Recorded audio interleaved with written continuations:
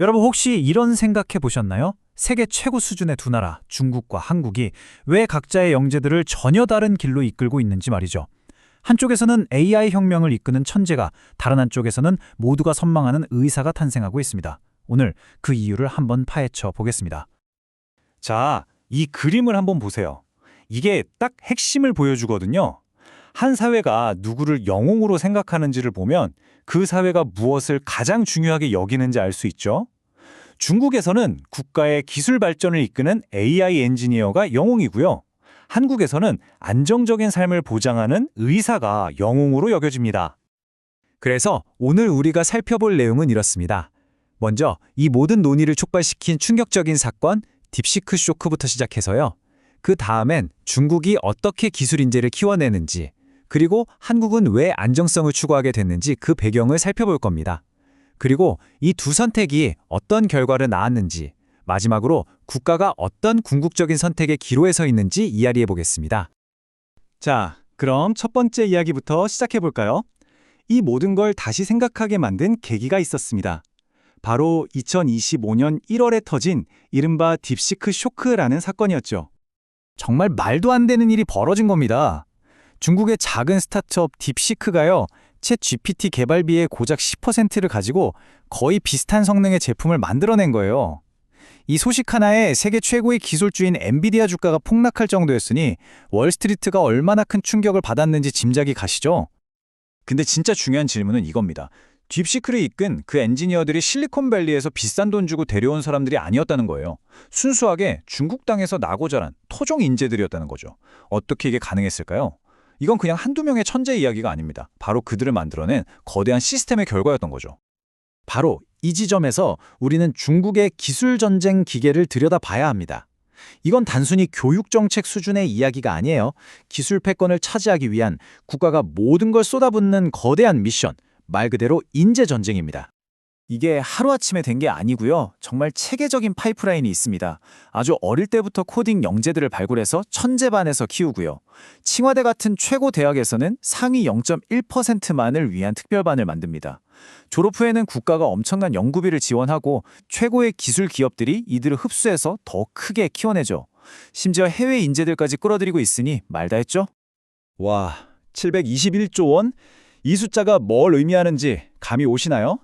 2024년 중국의 연구개발 예산인데요. 이게 얼마나 엄청난 거냐면 나라를 지키는 국방 예산의 2배에 달하는 금액입니다. 그러니까 중국은 지금 총과 칼이 아니라 과학기술로 미래의 전쟁을 준비하고 있다는 강력한 메시지를 보내고 있는 거죠. 물론 이거 너무 엘리트주의 아니냐, 차별 아니냐는 비판도 있을 수 있겠죠. 그런데 여기에 대한 중국 한 고등학교의 답변이 참 인상적입니다. 축구 잘하는 애들 따로 훈련시키는 건 당연하게 생각하면서 왜 과학 영재는 안 되냐는 거예요. 국가 발전을 위해서는 이게 차별이 아니라 실용적인 구별이라는 거죠. 이 생각이 사회 전반에 깔려 있는 겁니다. 자, 그럼 이제 시선을 한국으로 돌려볼까요? 여긴 완전히 다른 이야기가 펼쳐집니다. 중국처럼 국가적인 야망이 아니라 사회 깊숙이 자리 잡은 하나의 거대한 트라우마가 한 세대의 꿈을 통째로 바꿔버렸습니다. 원래부터 한국이 이렇진 않았어요. 90년대만 해도요, 가장 똑똑한 학생들은 물리학과나 컴퓨터공학과에 갔습니다. 그들이 바로 삼성을 만들고 K 엔지니어링 신화를 이끌었죠. 그런데 1997년 IMF 외환 위기가 모든 걸 바꿔놨습니다. 아버지가 하루아침에 직장에서 잘리는 걸 본 세대는 평생 직장은 없다는 걸 뼈저리게 느꼈죠. 그 불안감과 트라우마가 결국 안정성을 최고의 가치로 만들었고 그 결과가 바로 지금 나타나고 있는 겁니다. 그래서 지금 한국의 최상위권 학생 앞에 놓인 선택지는 딱 이렇습니다. 의대는요, 일단 들어가기만 하면 미래가 보장되는 선물 바구니 같은 거예요. 그런데 공대는 어떻죠? 졸업해도 치열하게 경쟁해야 하고 스타트업을 하면 망할 위험도 크죠.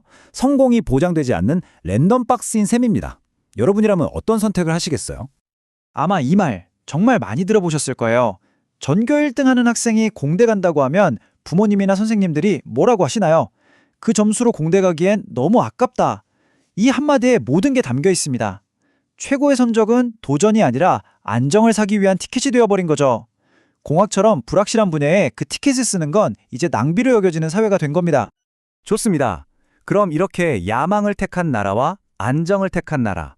이 두 나라가 20년 동안 각자의 길을 걸어온 결과는 어떨까요? 이제 그 성적표가 아주 명확하게 나오고 있습니다. 이 그래프를 보시면 정말 충격적입니다.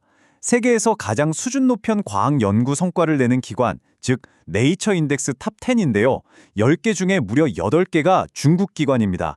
미국은 하버드 하나, 독일이 막스 플랑크 하나, 기초 과학 분야에서 중국의 지배력이 어느 정도인지 한눈에 보이죠.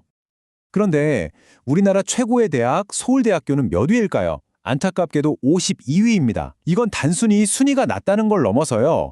국가의 미래를 책임질 기초과학 분야에서 최고의 인재들이 빠져나가고 있다는 아주 위험한 신호일 수 있습니다. 이 형상을 설명하는 아주 흥미로운 틀이 하나 있습니다. 바로 변호사의 사회, 대엔지니어의 국가라는 개념인데요. 미국이나 한국처럼 기존의 법과 규칙 안에서 안정적으로 사회를 운영하는 걸 중요하게 생각하는 사회가 있고요. 반면에 중국처럼 국가가 목표를 정하면 모든 걸 동원해서 기술로 그걸 만들어내고 실행하는 걸 중요하게 여기는 국가가 있다는 거죠. 하지만 여기서 이야기가 중국은 성공했고 한국은 실패했다 이렇게 단순하게 끝나면 안 되겠죠.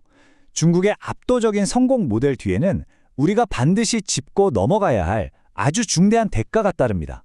바로 혁신과 자유의 트레이드오프 문제죠. 중국 모델의 강력함 뒤에는 이런 그림자가 있습니다. 알리바바의 마윈처럼 아무리 대단한 기술 아이콘이라도 국가의 심기를 거스르면 하루아침에 사라질 수 있고요.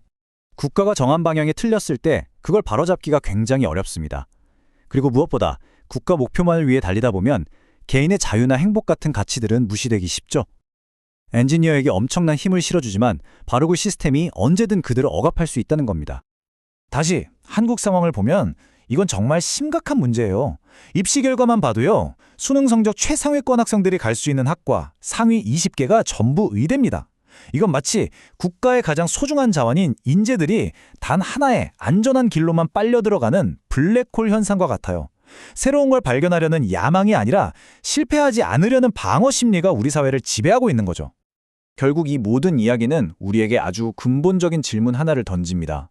한 사회가 개인에게 줄 수 있는 최고의 보상이 안정이 될 때 세상을 바꾸는 혁신에 필요한 그 야망은 과연 어디서 나올 수 있을까요? 국가는 최고의 인재들에게 무엇을 해주어야 할까요? 그리고 어쩌면 더 중요하게는 그 최고의 인재들은 이 사회를 위해 무엇을 해야 할까요? 한 번쯤 깊이 생각해 볼 문제입니다.